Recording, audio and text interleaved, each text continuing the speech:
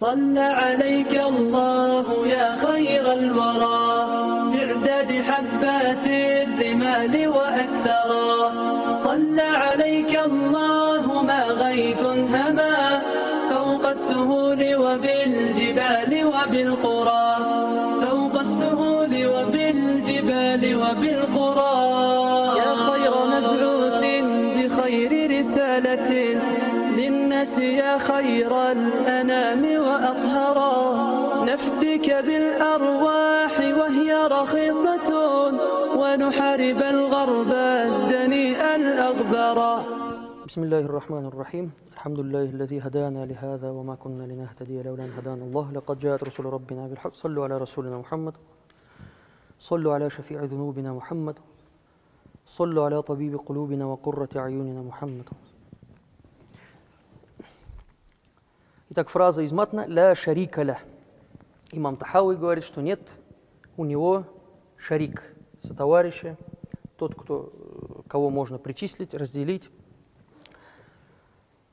Кто может быть шариком, сотоварищем? Только тот, у кого есть такой же подобный хак тасарруфа.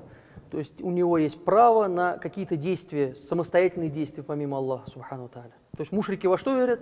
Что есть, скажем, Всевышний Господь, и есть кто-то в той или иной степени, он может делать без воли Всевышнего Аллаха, сделать что-то. Поэтому я могу обратиться к нему напрямую, и он без воли Всевышнего Аллаха решит мне этот вопрос или сделает, создаст что-то, поменяет что-то, какое-то событие.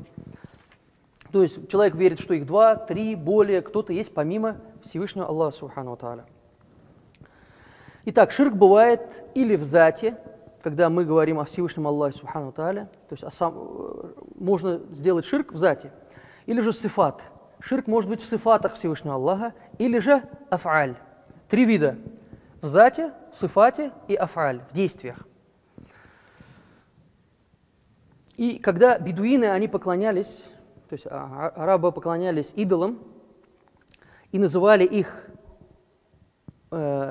алиха, божествами, они предавали их сотоварища Всевышнему Аллаху, потому что они считали, что эти идолы, они похожи на Всевышнего Аллаха в тех или иных качествах, в тех или иных аспектах и могут сделать что-то. Ему можно обратиться, там, Господь войны, Господь чего-то, обращайся к Нему, и Он решает твой вопрос, по которому ты обращаешься к Нему. То есть они делали ширк. Получается, что в тадбире, в управлении их дел, в решении их вопросов был кто-то помимо Всевышнего Аллаха. Получается, что у них проблема была в рубубие, не так, как говорил Ибн Бас, что они в рубубии были правильно, а в улюхи у них была проблема. У них проблема была в основе, проблема была в рубубие. Они считали, что кто-то помимо Всевышнего Аллаха может сделать что-то, создать что-то, поменять что-то без воли Всевышнего Аллаха. И вот их акида, что они предавали аснам, вот этих идолов, вместе с Аллахом, субхану тааля, вот с этой стороны нужно правильно понимать. И она противоречит тому, что Всевышний Аллах один. Они, значит, не верят, что Аллах, субхану тааля, один решает все, один управляет всем. В этом и есть ширк. И это противоречит тому слову, что мы говорим, что Аллах халик, только Он творец.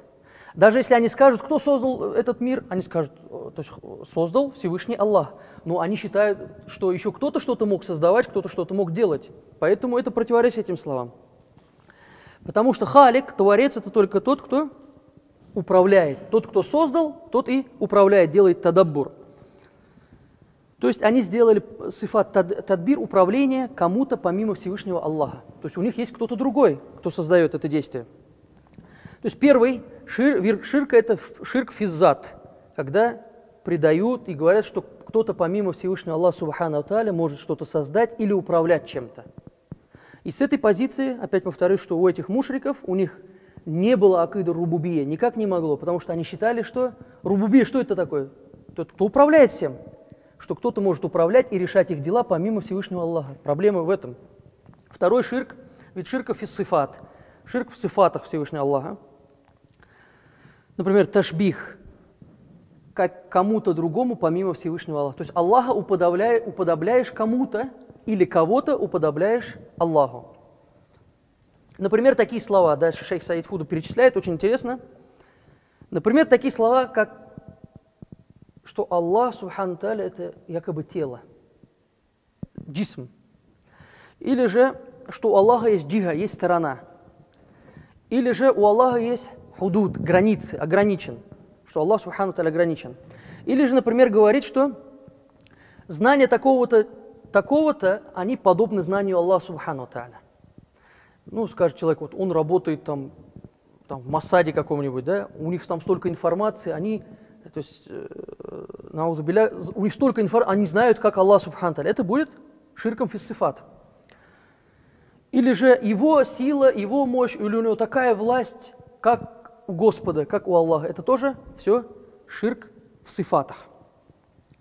То есть понимаем, что первый ширк – это фиддат, когда ты считаешь, что кто-то есть помимо Всевышнего Аллаха и может управлять без решения Всевышнего Аллаха. Ты к нему обратился, и он что-то сделал без, то есть сам по себе.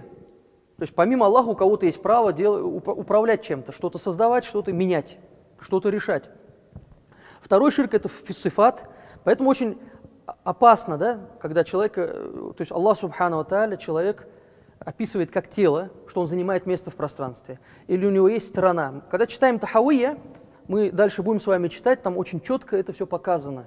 Например, «Уаман васаф Аллаха бима'на мин ма'анил башар факад кафар». Тот, кто опишет Аллаха субхану ва тааля сифатами, которые присущи человеку, он совершил куфр. И человек, если скажет, что Аллах субхану ва тааля у него есть джисм, или у него есть сторона, фаук, то есть наверху, или же Аллах субхану ва тааля у него есть границы. Например, Аллах, ну дальше мы сейчас об этом скажем, да? Например, как те, которые делают заам, муджассима, мы называем муджассима антропоморфисты, те, которые Аллаха сравнивают с какими-то другими махлюками, творениями, то есть делают, то есть муджассима, что Аллах субхану ва тааля якобы джалисун аля арш, он сидит на арше. Арш – это махлюк, это творение. Если Аллах субхану ва тааля якобы занимает место на этом арше, раз это махлюк, раз это творение, у него есть свое место. И Аллах субхану ва тааля, если занимает место на этом арше, то получается, что у него должны быть границы. Или же он больше этого арша, тогда он должен быть телом, потому что часть будет на арше, а вторая часть будет вне его. А что такое тело? Это то, что состоит из двух или более частиц. Или же он меньше этого арша, или ровно как этот арш. То есть получается, что у Господа должны быть границы, так ведь? То есть ограничивает Господа. Дальше. Или же говорит, мустакиррун алейхи, или он занимает, то есть истикрар сделал на нем. То есть слово «истива» перевели как «истакарра», хотя мы знаем, что у слова «истива» есть очень много смыслов. Например, прочитать книгу «Дауль Маали» или «Бадль Амали», написал ее Мулла Аль-Кари, и он приводит некоторые смыслы, что у слова «истива» есть «истакарра», «иттаджага баляга», «маляка истауля». Есть такие смыслы, которые не присущи Всевышнему Аллаху. Например, «баляга».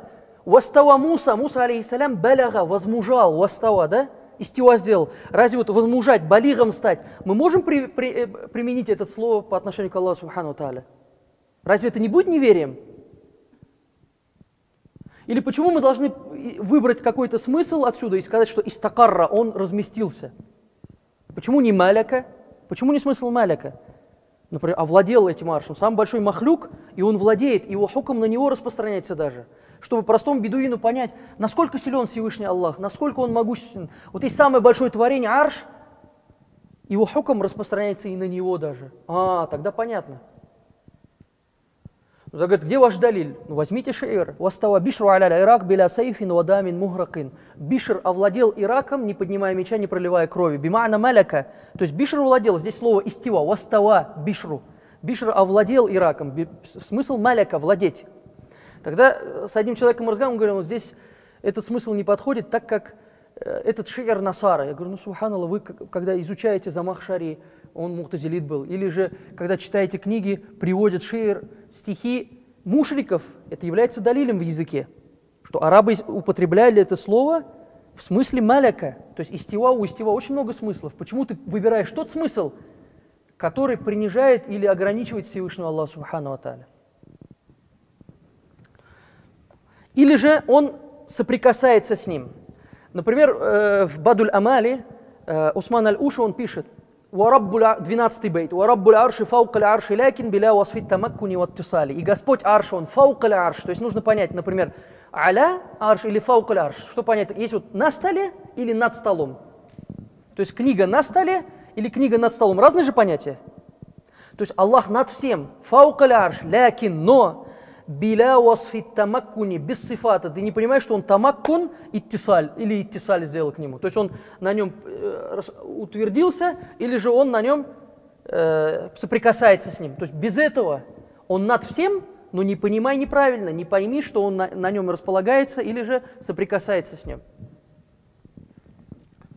То есть масса. Да? Следующий ширк, ширк филь аф'аль. Ширк в действиях. Ну, пример можем привести. Например, скажем, он такой мастер, настолько виртуозный мастер, что он из ничего делает, создает. Он создает из ничего. Тоже как Аллах, например. Да? Он тоже, вот, Аллах из ничего создает. И вот он вот, ничего не было, и вот он из ничего тоже создает свои асары. То есть подобные слова с подобным убеждением – это тоже ширк филь аф'аль. Но нужно отметить, дальше шейх Саид Фуда поясняет, что хукм относительно куфра какого-нибудь человека, он может опираться только на далиль шар'и, шариатский далиль хас или ам. Двух видов может быть, обобщенный далиль или конкретизированный далиль. И неправильно будет опирать суждение о человеке только на своем акле. Вот он так сказал, наверное, он подумал так, поэтому он неверующий. Это страшные слова. От этого нужно избегать. И этим должны заниматься кто? Ученые. Не каждый друг друга должен определять. Вспоминаем про 70 оправданий, потому что это болезнь. То есть такфир – это очень страшная болезнь. Но бывает так, что человек, вот он сам себя называет, он говорит, что он атеист. И ты говоришь, он неверующий, он атеист. Это как когда врач делает, то есть диагноз. Врач устанавливает диагноз. Человек говорит, я болею. Он говорит, он болеет. Человек называет себя, он говорит, я неверующий, он говорит, он неверующий. То есть разве это какое-то преступление? Это констатация факта. И нельзя выстраивать хукм такфира на ошибках, какая бы эта ошибка ни была. То есть здесь есть тафсиль, есть очень большие тонкости, которые расписаны в книгах фукаха, факихов, и обязательно нужно изучать вопрос ридда, ахкаму ридда, что выводит, какие слова, какие действия человека могут вывести из ислама. Поэтому, не зная этого, нельзя бросаться словами туда и сюда. Теперь по тартибу. Ширк, мы сказали, он есть физзат, ширк бывает в сифатах, ширк бывает в аф'алях, в действиях. И самое наисложнейшее, самое страшное из этого – это вид ширка, ширк физзат. В личности, когда человек считает, что есть кто-то, помимо Всевышнего Аллаха, субхану ва тааля, который может чем-то управлять, создавать, принимать решения, к нему можно обратиться, и он примет это решение без воли Всевышнего Аллаха, субхану ва тааля. Затем уже идет ширк фис сифат и ширк фил аф'аль. Поэтому будьте внимательны. Очень страшные слова, когда придавать Аллаху, субхану ва тааля, место, считать его махлюком. Вот для того, кто, например, не может читать арабские книги, я бы посоветовал книгу взять Таджиддина Ялчугола «Рисале Азиза». Начало этой книги он описывает, там немного, начало этой книги он описывает именно акиду на татарском языке. Описывает, как вот верить, какие слова можно говорить, какие слова нельзя говорить. Это очень просто, и вот он, на самом деле, информацию из многих книг, то человек был муфтием, был аллямой, из многих книг он собрал, и вот простым таким, очень легким языком он пояснил, как нужно верить, какие слова очень страшные, то есть нельзя их произносить. И вот он описывает, что ни в коем случае нельзя говорить, что у Аллаха есть рука в понимании органа. Если есть такие сифаты, мы к этому с вами дойдем, сифатуль хабария, сифаты, которые дают нам хабар, какую-то весть, например, ядулла. И теперь подменивают понятия, начинают нас обманывать. Абу Ханифа тоже считал, что у Аллаха есть рука. Каким образом? У фикхуль акбар он сказал, валяху ядун, ваваджхун и так далее. И считать, что это не сифаты Всевышнего Аллаха, это будет ибталю сифа, отвергать это. То есть Абу Ханифа на этом был. Но Абу Ханифа никогда не разрешал переводить эти сифаты, кроме сифата ваджх. То есть, например, яд он не переводил на персидский язык как дашт. Он не говорил, что это рука, потому что дашт воспринимается как орган. Как орган. Но ваджх, лик, лицо, сторона, оно переводится во многих, например, лицевая сторона книги. Ваджхуль китаб. лицо дома. Лиц может быть много, поэтому это слово он переводил на персидский язык. Но яд не переводил. То есть по отношению к нам, помним, я же это уже приводил пример, советский фильм такой был, там тракторист, прицеп, он просит его соединить, говорит, поставь туда палец, и он свой палец сует.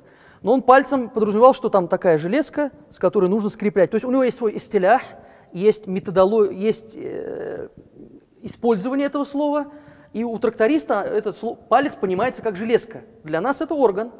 Поэтому сифат яд – это сифат Всевышнего Аллаха, Абу Ханифа говорит, не переводя, то есть делал тафуид маани, он оставлял смысл за Всевышним Аллахом. По отношению к человеку я знаю, что это такое, говорил имам Авам, но по отношению к Аллаху это не фарз знать. Например, нам не фарз знать, что такое алиф лям мим. Не фарз же. Не фарз. И многие сифаты мы с вами не понимаем. Даже вот сказать сифат ар-Рахман. Разве мы понимаем в полном смысле, что означает этот сифат Всевышнего, то есть имя Всевышнего Аллаха? Какие-то его качества мы в полной мере не можем с вами понять, осознать. И это не является фардом, мы можем понять только настолько. То есть мы знаем, что яд – это сифат Всевышнего Аллаха. Абу Ханифа не переводил, не заходил дальше, он делал тафуид маани, он оставлял смысл за Всевышним Аллахом, это самое безопасное. Что делают другие? Некоторая часть, они делают тафуид кайфия, они берут, переводят слово яд, говорят, это рука. Вы говорите, ну рука же это орган. Ну, не такая, как у людей. Ну как? Вот я, например, не видел слона, есть где-то в Африке слон, у него есть тоже яд, но не такой, как у меня. Ну разве это правильно? Поэтому мы не должны использовать по отношению к Аллаху Субхану Тааля такие сифаты, которые присущи человеку. В Тахауи что говорится? «Ваман васаф Аллаха бима'на мин ма'аниль башар, факад кафар». Тот, кто употребляет по отношению к Всевышнему Аллаху сифаты, то есть в смысле, которые употреблены для человека, он совершает акт неверия, он совершает куфр. Это очень страшно. إلى أشرف النبي وآله وأصحابه ومشايخنا الفاتحة.